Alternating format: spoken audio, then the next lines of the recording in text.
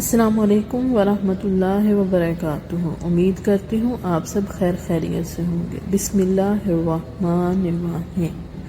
سیرت النبی صلی اللہ علیہ وآلہ وسلم۔ عنوان منافقین کی سازش۔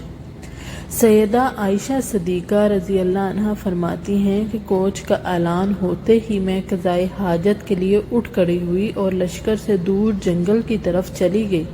جب میں فارغ ہو گئی تو واپس لشکر گاہ کی طرف روانہ ہوئی۔ میرے گلے میں ایک ہار تھا، وہ ہار کہیں ٹوٹ کر گر گیا، مجھے اس کے گرنے کا پتہ نہ چلا۔ جب اس کا خیال آیا تو ہار کی تلاش میں واپس جنگل کی طرف گئی۔ اس طرح اس ہار کی تلاش میں مجھے دیر ہو گئی۔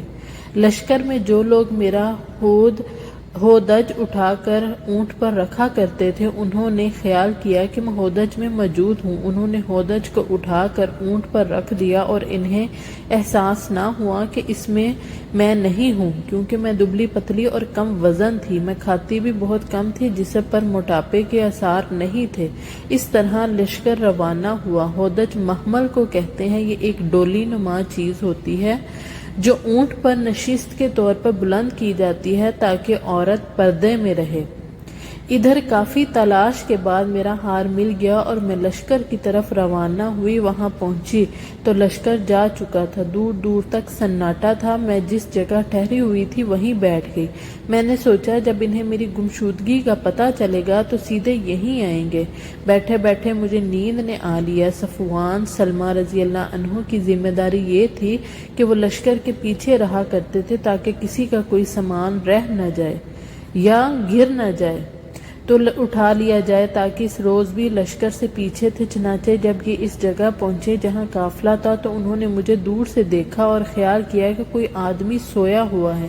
نزدیک آئے تو انہوں نے مجھے پہچان لیا۔ مجھے دیکھتے ہی انہوں نے کہا انا للہ و انا الیہ راجعون پڑھا۔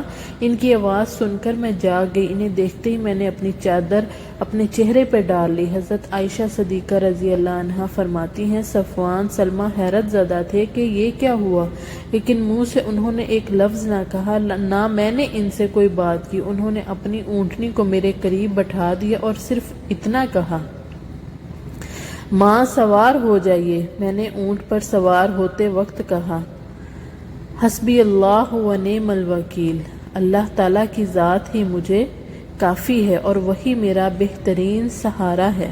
پھر میرے سوار ہونے کے بعد انہوں نے اونٹ کو اٹھایا اور اس کی مہار پکڑ کر آگے روانہ ہوئے، یہاں تک کہ لشکر میں پہنچ گئے۔ لشکر اس وقت نخل ظہیرہ کے مقام پر پڑاؤ ڈالے ہوئے تھا اور وہ دوپہر کا وقت تھا۔ جب ہم لشکر میں پہنچے تو منافقوں کے سردار عبداللہ بن ابی کو بہتان لگانے کا موقع مل گیا۔ اس نے کہا، یہ عورت کون ہے جسے صفوان ساتھ لایا ہے؟ اس کے ساتھی منافق بول اٹھے، یہ عائشہ ہیں، صفوان کے ساتھ آئی ہیں۔ اب یہ لوگ لگے باتیں کرنے۔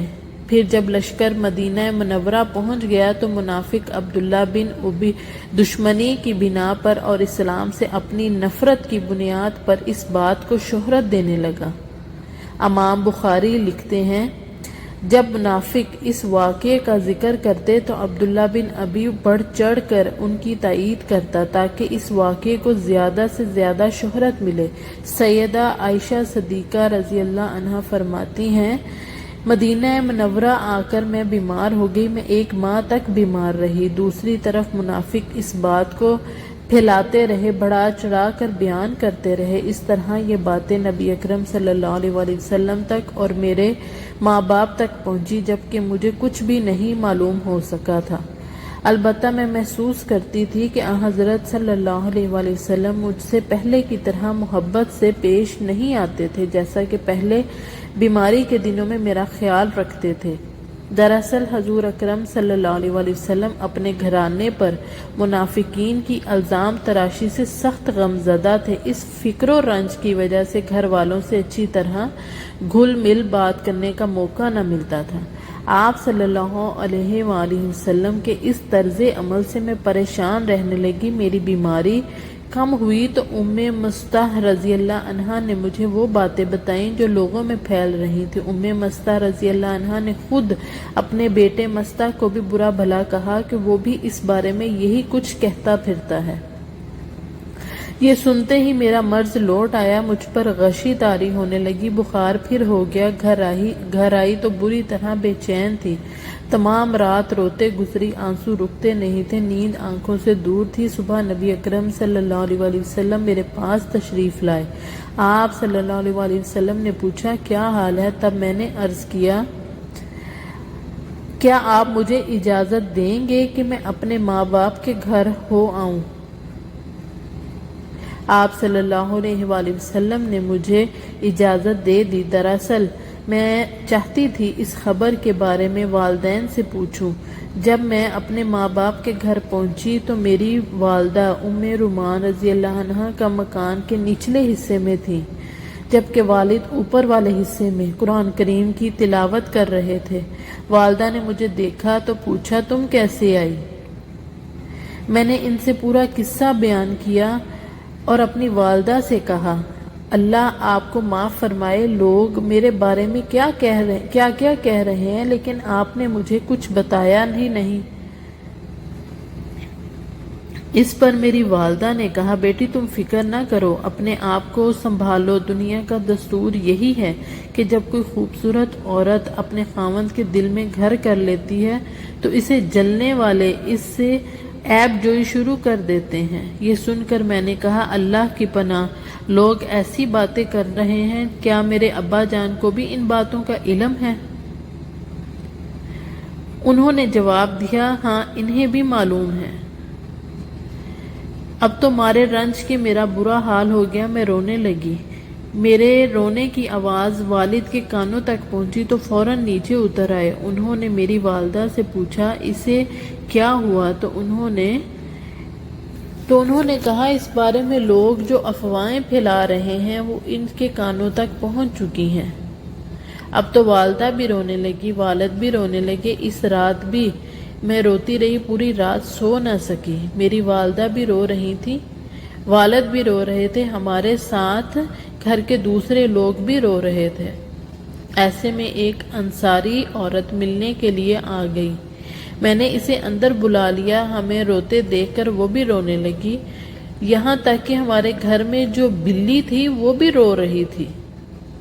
ایسے میں رسول اللہ صلی اللہ علیہ وآلہ وسلم تشریف لے آئے۔ آپ صلی اللہ علیہ وآلہ وسلم نے سلام کیا اور بیٹھ گئے۔ جب سے یہ باتیں شروع ہوئی تھیں آپ صلی اللہ علیہ وآلہ وسلم نے میرے پاس بیٹھنا چھوڑ دیا تھا، لیکن اس وقت آپ صلی اللہ علیہ وآلہ وسلم میرے پاس بیٹھ گئے۔ ان باتوں کو 1 ماہ ہو چکا تھا۔ اس دوران آپ پر وحی بھی نازل نہیں ہوئی تھی۔